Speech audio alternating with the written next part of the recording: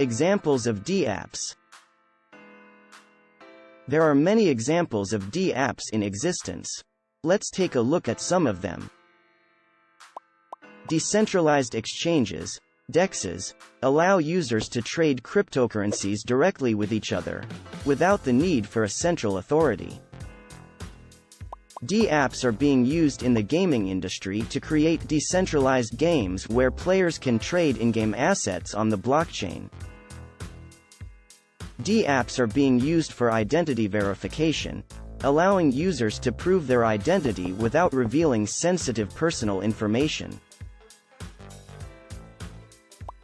dApps are being used for supply chain management, allowing companies to track the movement of goods on the blockchain.